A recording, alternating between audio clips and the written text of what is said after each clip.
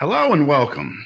In one of my previous videos, I mentioned how I season and portion and season and freeze my pork loins, and I'm going to do some more in the next video. But we decided to do an Asian one. We're going to do 3 bacons and 1 Asian. And the Asian, we decided to use a sauce that I developed over the years and kind of tweaked here and there. And it's something I'm kind of proud of.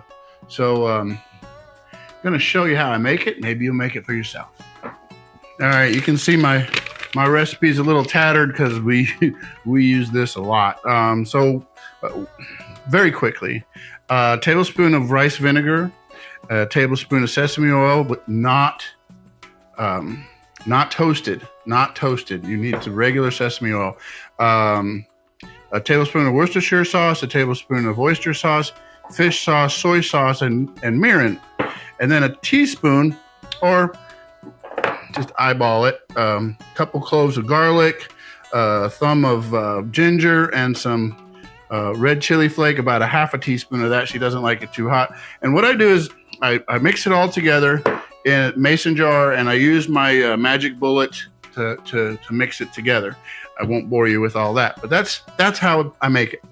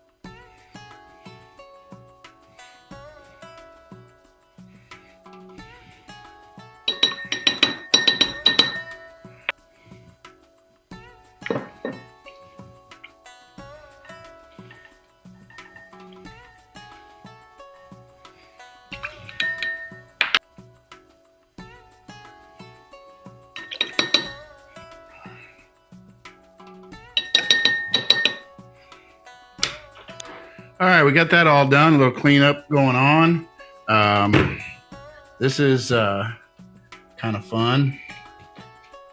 I got this adapter that allows me to use a mason jar in my magic bullet. I've had this thing for at least 10 years, and the plastic jugs, they get a little bit tarnished. This is the same. This is the spice grinder attachment. I have 2 other blending attachments, but I want to get this just almost powdered, so I use the smallest one. Make sure it's tight, and then let it rip.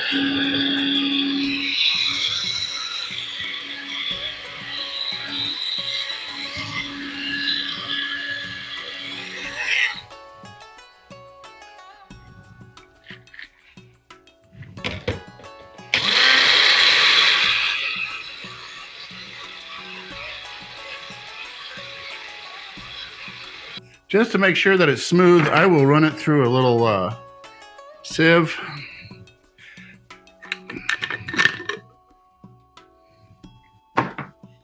To get any of those chunks out. You don't want that stuck in your teeth.